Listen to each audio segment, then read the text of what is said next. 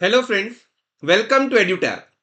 So today we are starting with the fourth lecture of CAIIB on the go series for the subject BRBL. And our agenda will be to know about the State Bank of India, regional rural banks and other public sector banks जिन्हें हम nationalise banks भी कह सकते हैं. आज का class is very very easy. ध्यान से बातों को सुनते चले जाओगे तो you are not going to face any problem. तो लेकर प्रभु का नाम आइए चर्चा शुरू करें. Now before moving ahead let me inform you कि एड्यूटैप ने बहुत एफर्ट्स लेकर कुछ फ्री मटेरियल्स तैयार किए हैं. So if you want to access it तो डिस्क्रिप्शन बॉक्स में दिए गए लिंक पे आपको क्लिक करना होगा. तो कुछ ऐसा page will get open. Now these ebooks contain most important topics, solve past year questions with answer key, practice MCQs and detailed syllabus. करना क्या है? Just fill your name, email ID, WhatsApp number, what describe you the best, year of exam attempt and tick in this checkbox. तो आराम से ई book को download करिए और मस्ती से पढ़िए. बाकी हम लोग कुछ कोर्सेज भी लॉन्च करने वाले हैं, तो stay tune to our YouTube channel. Sir बातें बहुत हो गई, अब थोड़ा आप पढ़ाइए. तो आपका हुक्म सर आंखों पे. So our first topic will be state Bank of India. जहां देखिए हम legal establishment, corporate status, share holding, restriction on voting rights, accounts and audit, management, powers of central government और बिजनेस एक्टिविटीज के बारे में समझेंगे. एकदम आराम से हौले हौले पढ़ना है. We are not in a hurry. So SBI was established under Section 3 of the State Bank of India Act 1955. Basically, imperial bank of India को टेक ओवर करके स्टेट बैंक ऑफ इंडिया को क्रिएट किया गया. ठीक है. Now it operates as a body corporate with perpetual succession and common seal. So what do you mean by perpetual succession? It means that the organization का नाम है SBI, it will continue to exist. फिर चाहे इनके members, directors या management में जो भी लोग हैं, अगर वो मर जाए, इंसॉल्वेंट हो जाए या अगर रिटायरमेंट भी ले लेना, फिर भी एसबीआई तो चलता ही रहेगा. It will exist perpetually. फिर कॉमन सील क्या होता है? It is the official stamp of a body corporate. आज अगर मुझे किसी लीगल डॉक्यूमेंट में अपनी अप्रूवल देनी है या अगर मुझे ऑथोराइज करना है तो सिग्नेचर करना होगा कि नहीं करना होगा? जी हां. Similarly state Bank of India को भी तो कुछ ना कुछ लीगल डॉक्यूमेंट्स में अपनी अप्रूवल या ऑथराइजेशन देनी होती होगी. तो उस ऑफिशियल स्टैम्प को ही हम कॉमन सील कहते हैं.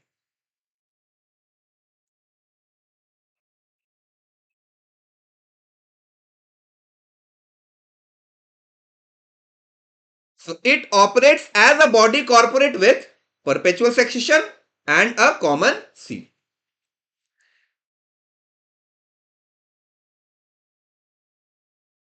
फिर आ जाइए शेयर होल्डिंग में. पहले स्टेट बैंक ऑफ इंडिया के सारे शेयर्स आरबीआई के पास थे. फिर सेंट्रल गवर्नमेंट ने आरबीआई से सारे शेयर्स एक्वायर कर लिए. तो अब मेजॉरिटी शेयर होल्डर्स एसबीआई का कौन है? Our government of India. यही लिखा हुआ है कि the entire share holding of the SBI was with Reserve Bank of India and it has been acquired by the central government. So consequently The GOI now holds majority shareholding in SBI. फिर आइए restriction on voting rights में। क्या हम लोग SBI के share खरीद सकते हैं? हाँ। तो यही बोला जा रहा है कि no share holder except the government of India. जैसे हम लोग एक शेयर होल्डर है, वैसे गवर्नमेंट ऑफ इंडिया भी एक शेयर होल्डर है। तो क्या मैं एसबीआई के 10% से ज्यादा शेयर खरीद सकता हूं? हाँ, इसमें कोई प्रॉब्लम नहीं है। बट जब जब बात वोटिंग राइट्स की आएगी ना, तो I can exercise up to 10%। So no shareholder except the government of India can exercise more than 10% voting rights. जैसे कंपनी है एबीसी लिमिटेड, इन्होंने एसबीआई के 25% शेयर खरीद लिए, तो even though he owns 25% of the shares, it can cast only 10% of the votes in share holders meeting. But ये company बोलती है, एबीसी लिमिटेड बोलती है कि मुझे तो 25% वोटिंग राइट ही एक्सेस करना है। तो क्या इसके लिए भी कोई कानून है? यस। अगर सेंट्रल गवर्नमेंट आरबीआई से कंसल्ट करके एबीसी लिमिटेड को अलाउ कर दे to exercise higher voting rights, तो ही मे बी अलाउड। ठीक है, सिंपल है एकदम कि आप स्टेट बैंक ऑफ इंडिया के 10% से ज्यादा शेयर एक्वायर करो, उसमें कोई इशू नहीं है। बट जब बात वोटिंग राइट्स की आएगी, तो it can be exercise up to 10%। हाँ, बट अगर सेंट्रल गवर्नमेंट आपको अलाउ कर रहा है after consulting with the RBI, तो 10% से ज्यादा भी हम छूट दे देंगे। So he may be allowed to exercise more than 10% voting rights. Okay. So till now we are through with the legal establishment, जो सेक्शन 3 था। फिर आए कॉर्पोरेट स्टेटस में, then shareholding and restriction of voting rights. Now come to accounts and audit. यहां दो बातें हैं, closing of accounts and auditors qualification and appointment. तो स्टेट बैंक ऑफ इंडिया को अपने अकाउंट्स क्लोज करने होंगे ऑन 31 मार्च, या फिर कोई और date as may be specified by the central government. But अब मान के चलिए कि 31 मार्च को ही इन्हें अपने बुक्स क्लोज करने होते हैं। अब जिस दिन इन्होंने अपने बुक्स ऑफ अकाउंट्स को क्लोज किया, वहां से 3 महीने के अंदर it is required to submit to the central government and RBI 4 चीजें: अपना पीएनएल, बैलेंस शीट, ऑडिटर की report and central board report. Central board report में बेसिकली आप ये बताते हो कि पूरे साल हमारा परफॉर्मेंस कैसा रहा। सो एसबीआई को अपने बुक्स ऑफ अकाउंट्स क्लोज करने हैं 31 मार्च में। जिस दिन इन्होंने अपने बुक्स ऑफ अकाउंट्स क्लोज किए, वहां से 3 महीने के अंदर submit to the central government and RBI the balance sheet, PNL, auditors report, central board report, और फिर lay before the parliament auditors report and central board report. यही लिखा हुआ है कि it must close it books of accounts every year on 31 March और on such other date as may be specified by the central government. फिर within 3 months of closing it's accounts, SBI must submit the following documents. इन documents की बात हो रही है, to the CG and the RBI. फिर auditors report और central board report को आप पार्लियामेंट में भी रख दोगे। ओके। फिर ऑडिटर्स क्वालिफिकेशन एंड अपॉइंटमेंट में आइए कि एसबीआई के बुक्स ऑफ अकाउंट्स का ऑडिट करने की पावर किसके पास है? ऑडिटर के पास। अब ये ऑडिटर कौन बन सकता है? तो by a person who is qualified to be a companies auditor under section 141 of the companies act 2013 है। ये 1956 नहीं है, 2013। तो अगर आप सेक्शन 141 खोलोगे ना कंपनीज एक्ट 2013 का, तो वहां पर बताया गया है कि कौन ऐसे लोग हैं जो एक कंपनी का ऑडिट करने के लिए क्वालिफाइड है। तो वही लोग एसबीआई का भी ऑडिट कर सकते हैं। ऑडिटर को अपॉइंट कौन करेगा? State Bank of India, but prior approval of RBI is mandatory. ठीक है। सो अकाउंट्स एंड ऑडिट भी समाप्त हो गया। फिर आइए मैनेजमेंट में। यहां तीन बातें हैं, composition of the central board, election of share holder director, और फिर आ जाएंगे हम लोग हेड ऑफिस में। तो एसबीआई को मैनेज करने के लिए भी कोई लोग चाहिए, उसके लिए भी एक बोर्ड का गठन करना होगा। तो इस सेंट्रल बोर्ड में there will be one chairman who will be appointed by the central government in consultation with the RBI. फिर अप टू 4 मैनेजिंग डायरेक्टर्स होंगे, इनका भी अपॉइंटमेंट सेंट्रल गवर्नमेंट ही करेगा in consultation with the Reserve Bank of India.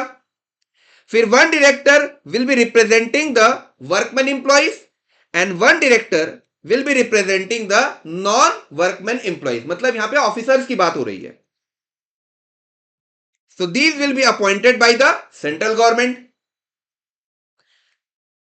फिर minimum 2 maximum 6, क्या कहा मैंने, मिनिमम 2 मैक्सिमम 6 एक्सपर्ट डायरेक्टर्स होंगे जिनके पास स्पेशलाइज्ड नॉलेज है of cooperative institutions, rural economy और experience in commerce, industry, banking and finance.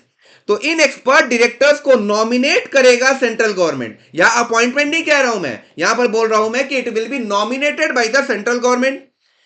फिर one director with expertise in regulation supervision of commercial banks will be nominated by the central government on the recommendation of RBI।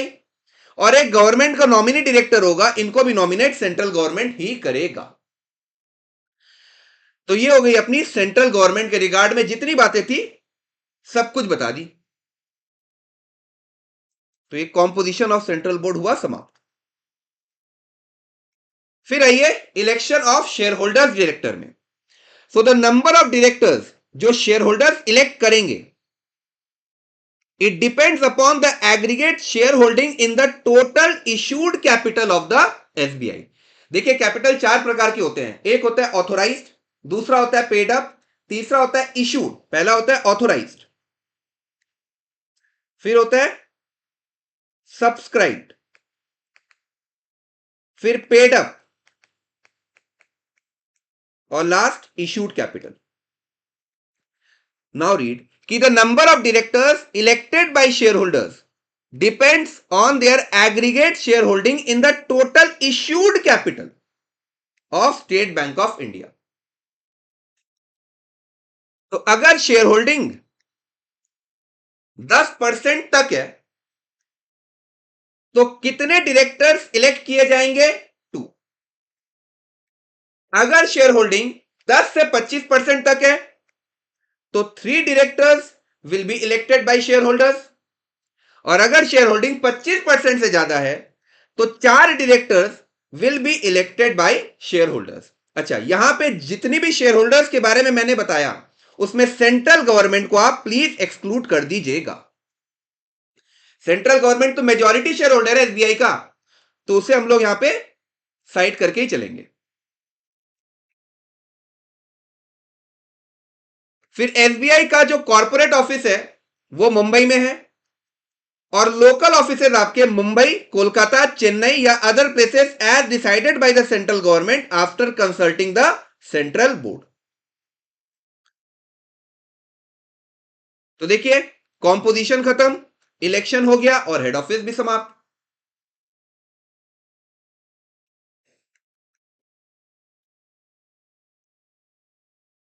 Now come to the powers of the central government. कोई भी public interest का अगर matter है तो CG consult करेगा with the governor of RBI and the chairman of SBI, और accordingly they are going to issue policy directions. अच्छा, ये जो डायरेक्शन दिए जाएंगे by the central government, it will be communicated through RBI. मतलब central government directly नहीं बोलेगा, वो अपनी बात आरबीआई के सामने रखता है और आरबीआई आगे अपना डायरेक्शन देगा। So the central government may issue policy directions to SBI in matters involving public interest, but before issuing such directions, it consult with the governor of the Reserve Bank of India and chairman of the State Bank of India, and such directions are communicated through the Reserve Bank of India। Okay? फिर business of SBI में आ जाइए।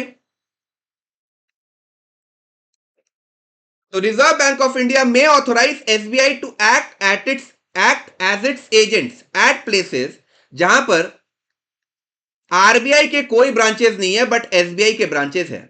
मतलब basically State Bank of India RBI का प्रतिनिधि की तरह काम करता है, जहां पे RBI do not have any branches but SBI का उस जगह में ब्रांचेस मौजूद हैं। SBI can acquire other bank business, लेकिन इसके लिए गवर्नमेंट का सैंक्शन चाहिए या फिर as directed by government in consultation with the Reserve Bank of India. So this was all about the first topic of our today's lecture.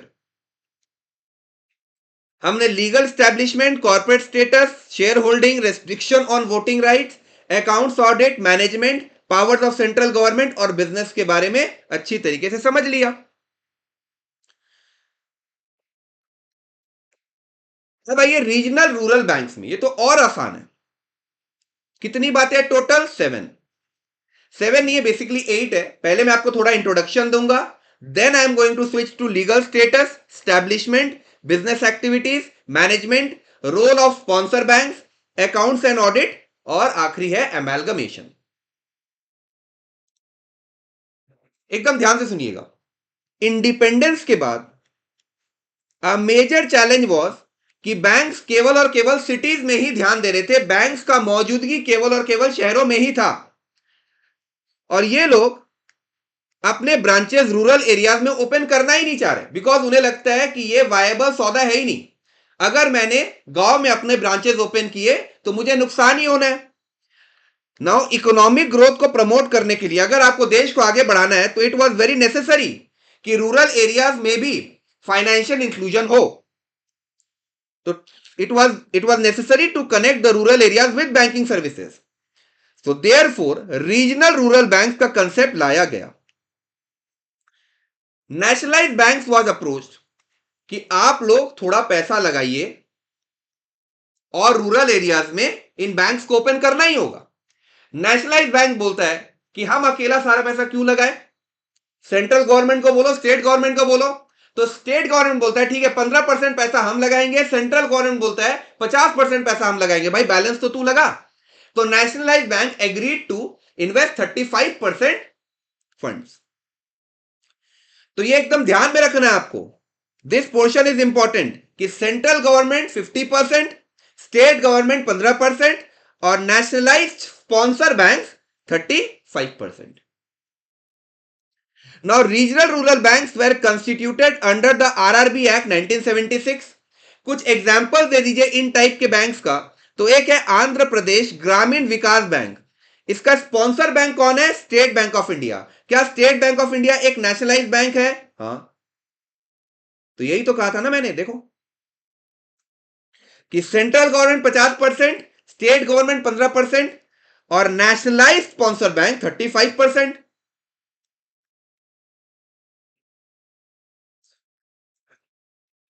दूसरा उदाहरण केरला ग्रामीण बैंक, इसका स्पॉन्सर्ड बैंक कौन सा है? कनारा। क्या ये भी नेशनलाइज्ड है? हाँ, ओके।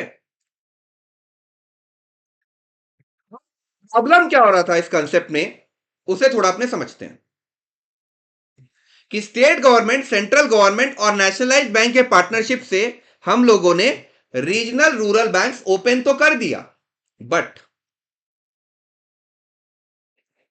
इनका एरिया ऑफ ऑपरेशन को रेस्ट्रिक्ट कर दिया गया था कि आप एक पर्टिकुलर डिस्ट्रिक्ट में ही ऑपरेट कर सकते हो। वो डिस्ट्रिक्ट्स कौन से होंगे? तो it will be determined by the central government in consultation with state government and NABARD. Okay, तो स्टेट गवर्नमेंट, सेंट्रल गवर्नमेंट और नेशनलाइज्ड बैंक के पार्टनरशिप से हमने रीजनल रूरल बैंक्स को ओपन किया, इनके एरिया ऑफ ऑपरेशन को लिमिट कर दिया और ये वहीं तक अपनी बिजनेस को कर सकते हैं। अच्छा, अब ये जो लोन दे रहे हैं, ये रीजनल रूरल बैंक्स जो लोन दे रहे हैं, ऑब्वियसली थोड़े weaker sections of the societies को दे रहे हैं, जिनके पास उतना ज्यादा पैसा नहीं है। तो अगर मैंने उन्हें लोन दिया तो 100% डिफॉल्ट भी हो ही सकता है ना। साथ ही साथ वो लोन हम कंसेशनल इंटरेस्ट रेट्स में दे रहे हैं। जहां हम पहले 14% में दे रहे थे या 12% में दे रहे थे, हम बोल रहे हैं आप लोग के पास तो उतने पैसे हैं नहीं, आप एक काम करो, आप 6% में ही लोन ले लो। तो आपको लग रहा है क्या कि ये रीजनल रूरल बैंक्स कभी भी फायदे में आएगा? In fact you will be shock to know कि इनके 1975 में 5 ब्रांचेस थे और 1990 में 196 ब्रांचेस ओपन हो गए और सारे के सारे ब्रांचेस नुकसान में। तो इनको रिवाइव करने के लिए एक भंडारी कमिटी और बासु कमिटी का गठन किया गया and they suggested some major changes. ये बोलते हैं कि अपने एरिया ऑफ ऑपरेशन को आपको एक्सपैंड करना होगा। ऐसा कोई जरूरी नहीं है कि केवल और केवल वीकर सेक्शन ऑफ सोसाइटी को ही आप लोन दो। जो भी उस एरिया में है आपको सबको लोन देना चाहिए और कंसेशनल इंटरेस्ट रेट्स केवल और केवल प्रायोरिटी सेक्टर को ही दिया जाना चाहिए। जैसे समझ लो अगर कोई एजुकेशन के लिए लोन मांग रहा है या अगर कोई फार्मिंग के लिए लोन मांग रहा है तो उन्हें आप दीजिए ना, बट अगर कोई घर खरीदने के लिए लोन मांग रहा है तो उन्हें आप कंसेशनल इंटरेस्ट रेट्स में क्यों दोगे? तो वहां पे तो आप कमर्शियल रेट्स ही चार्ज कीजिए। क्लियर हो रहा है? तो अब देखो 1975 में इनके 5 ब्रांचेस थे, 1990 तक 196 ब्रांचेस हो गए और आज के मौजूदा हालात ऐसे हैं कि इनके केवल और केवल 43 ब्रांचेस रह चुके हैं। तो 5 से 196 और 196 से 43। अब ये 43 ब्रांचेस क्यों हुए? जब भंडारी कमेटी और बासु कमेटी ने इतने अच्छे रिकमेंडेशंस दिए तो इनके ब्रांचेस कम होने का रीजन क्या है? रीजन बहुत ही लॉजिकल है कि गवर्नमेंट ने इनिशिएट किया the process of structural consolidation of RRBs in 2004 and 5 by amalgamating the regional rural banks of the same sponsor bank within a state। मतलब क्या हुआ इसका? जैसे देखो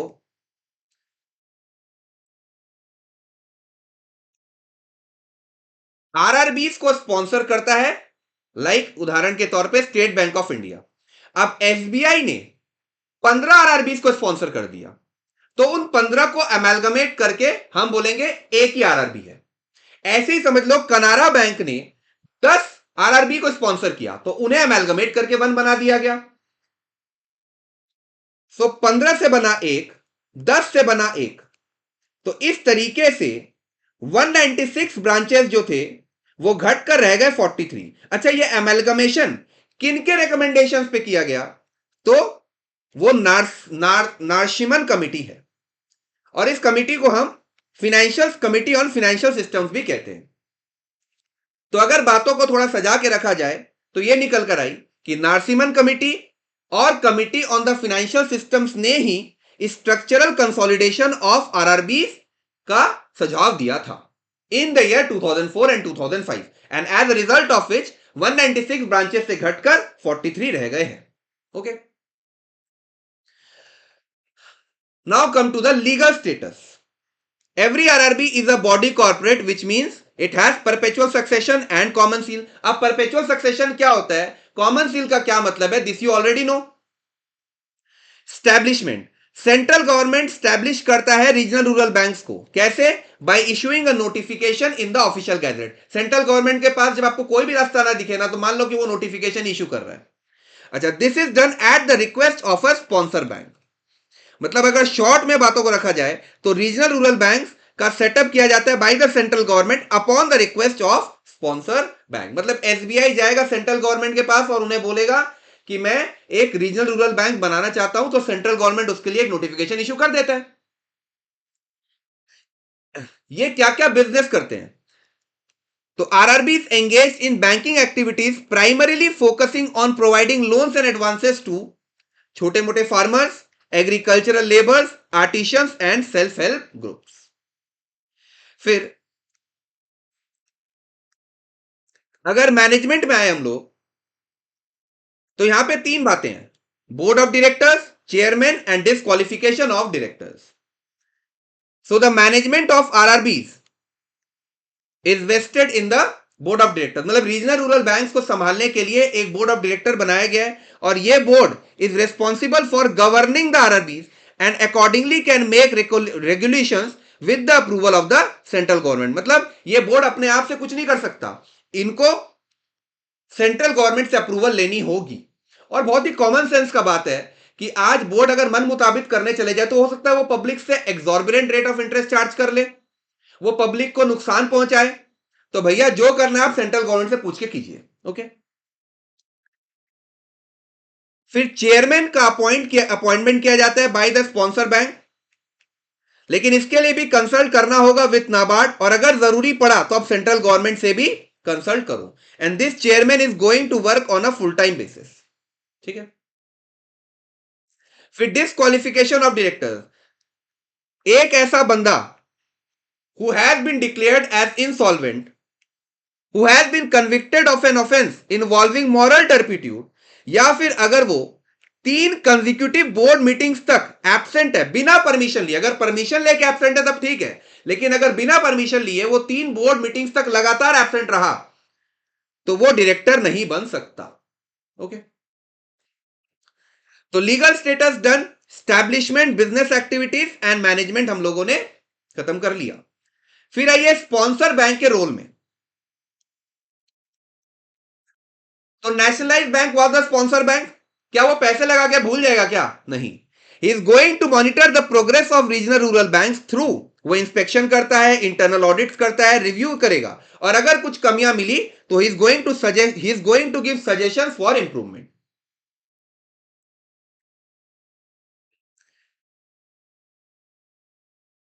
ये हो गया। फिर आइए अकाउंट्स एंड ऑडिट में। यहां 2 बातें हैं, closing of accounts and auditors qualification and appointment. तो हर एक आरआरबी को अपने बुक्स ऑफ अकाउंट्स क्लोज करने होंगे 31 मार्च को, या फिर such other date as may be specified by the central government. तो यही सेम हमने एसबीआई में भी देखा था। अच्छा, अब audit report and the report on the working of the bank are placed before parliament. Exact ये दोनों ही पॉइंट हम लोगों ने पीछे स्टेट बैंक ऑफ इंडिया में भी पढ़ा है। फिर ऑडिटर्स क्वालिफिकेशन एंड अपॉइंटमेंट, एक ऐसा बंदा who is qualified to conduct the audit of a company under section 141 of the company act 2013, same वही बंदा आरआरबी का ऑडिट भी करेगा। अच्छा, ऑडिटर का अपॉइंटमेंट किनके द्वारा किया जाता है? By the regional rural banks, but इसके लिए भी आपको प्रायर अप्रूवल चाहिए सेंट्रल गवर्नमेंट का। सेंट्रल गवर्नमेंट से अप्रूवल लेना अनिवार्य है, इट इज नॉट ऑप्शनल। ठीक है। फिर अमेलगमेशन में the central government can merge 2 or more RRBs through official notification, और उस अमेलगमेशन के टर्म्स एंड कंडीशंस को भी ये वो डिटेल्ड या फिर डिटरमाइन करता है। अच्छा, अमेलगमेशन करने का रीजंस क्या है, अमेलगमेशन करने के एडवांटेजेस क्या है? आप ऑपरेशंस को स्ट्रीमलाइन कर लेते हो, टेक्नोलॉजी का यूसेज जो है वो एनहांस हो जाता है। पहले एक बंदा काम कर रहा था, अब 2-3 लोग मिल गए हैं, तो आपके पास ज्यादा पैसे आ गए। ज्यादा पैसे आने से आप टेक्नोलॉजी में उतना फंड्स इन्फ्यूज कर सकते हो। आप इन्फ्यूज करोगे तो टेक्नोलॉजी का यूसेज भी एनहांस होगा। सिमिलरली आपका कैपिटल बेस बढ़ जाता है, you can expand operational areas. पहले एक रीजनल रूरल बैंक था जो 3 डिस्ट्रिक्ट में ऑपरेट कर रहा था, अब मैं 4 रीजनल रूरल बैंक्स को जोड़ दिया हूं, तो उनका ऑपरेशनल बेस भी तो बढ़ जाएगा ना। तो वही बताया गया। So this was all about our second topic. तो कुल मिला के हमने 2 चीजें समझी, State Bank of India and regional rural bank. अब आइए अदर पब्लिक सेक्टर बैंक्स में, जिन्हें हम नेशनलाइज बैंक भी कह सकते हैं। बेसिकली हमें इसका हिस्ट्री समझना पड़ेगा। तो पहले तो सर ये बताइए नेशनलाइज बैंक्स का मतलब क्या है? सो नेशनलाइज बैंक्स आर दोस जिन्हें कभी प्राइवेट प्लेयर्स ओन करते थे, बट फाइनेंशियल इमरजेंसीज के कारण, फाइनेंशियल एक्सीजेंसीज के कारण अब इनका ownership was acquired with the government of India. क्या एसबीआई क्या एसबीआई का मेजॉरिटी शेयर होल्डर जीओआई है या नहीं? हाँ। तो मेजॉरिटी शेयर होल्डर का मतलब होता है 50% से ज्यादा। So nationalised banks are those that were once owned by the private players, but due to financial exigencies इनका ownership was acquired by the government of India that is exceeding 50%। अब अगर इनकी हिस्ट्री की बात की जाए तो 3 डेट बहुत ही ज्यादा इंपॉर्टेंट है। पहला 1955, 4 डेट इंपॉर्टेंट है, 1955, 1959, 1970 एंड 1980। इंडिपेंडेंस से पहले देयर वेर 3 प्रेसिडेंसी बैंक्स। पहला bay of Bengal, bank of Bengal, दूसरा बैंक ऑफ मद्रास और तीसरा बैंक ऑफ बॉम्बे। तो बैंक ऑफ बंगाल था 1806 में, बैंक ऑफ मद्रास 1840 और बैंक ऑफ बॉम्बे 1843। इन तीनों को मर्ज करके, इन तीनों प्रेसिडेंसी बैंक्स को मर्ज करके इंपीरियल बैंक ऑफ इंडिया बनाया गया और इंपीरियल बैंक ऑफ इंडिया से एसबीआई एक्ट 1955 आया, जिससे state Bank of India was created. Clear है? सो प्रेसिडेंसी बैंक से बना इंपीरियल बैंक ऑफ इंडिया और इंपीरियल बैंक ऑफ इंडिया से स्टेट बैंक ऑफ इंडिया। तो इस तारीख की तो रेलेवेंस हमें पता चली। अब 1955 की क्या कहानी है, 1959 की क्या कहानी है? देखो, गवर्नमेंट का या फिर इस पर्टिकुलर एक्ट का पर्पस यह था कि एसबीआई का प्रेजेंस पूरे देश में फैल जाए। So in the year 1959 SBI subsidiary banks act was introduced, जहां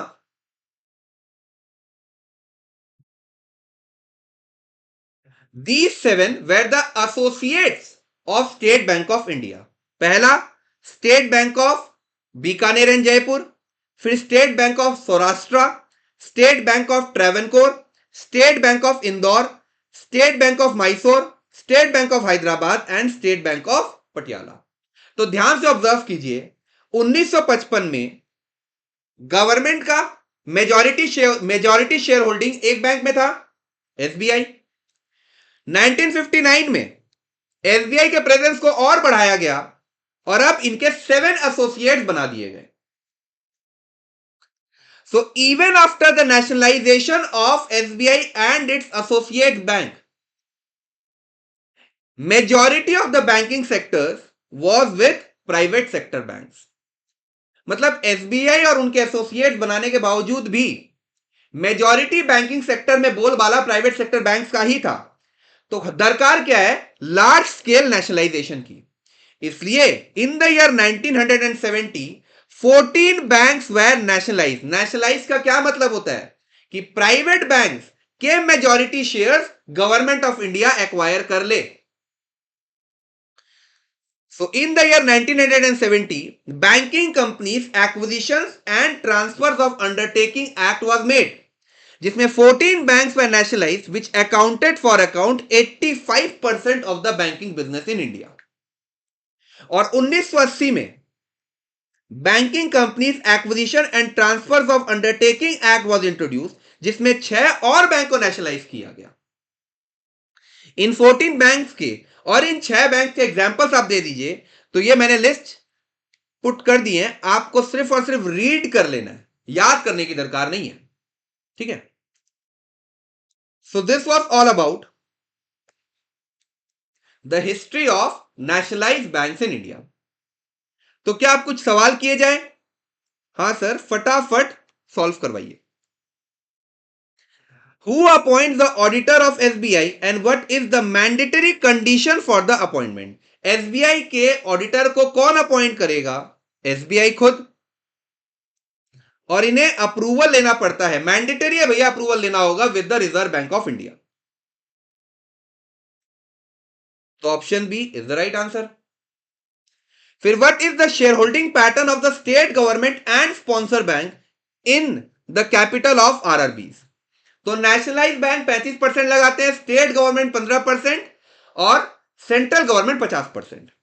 तो यहां पर स्टेट गवर्नमेंट और स्पॉन्सर बैंक का पूछ रहा है, तो स्टेट गवर्नमेंट 35% है और स्पॉन्सर बैंक 15% है। तो बी है सही जवाब। एक सेकेंड, हाँ सॉरी, यही तो होगा ना। State government 15%, sponsor bank 35%। फिर which of the following is not a ground of disqualification of director in a regional rural bank? Being declared insolvent, ये ग्राउंड है। Being convicted of an offence involving involving moral turpitude, ये भी ground है, and remaining absent for 3 consecutive board meetings without permission, this is also a ground. So the right answer is completing 5 years as a director. तो D है सही जवाब. So आज का class we are going to stop it over here. I do think कि आपको काफी ज्यादा मजा आ रहा है ये हमारे ऑन द गो सीरीज का. आप लोग लाइक और कमेंट्स में प्लीज आप लोग लिखा कीजिए, जिससे हम लोग भी मोटिवेटेड हो ऐसे ही और अच्छे अच्छे वीडियोस बनाने के लिए. बाकी अपने हेल्थ का ध्यान रखिए and do take very good care of your parents. So tata bye bye.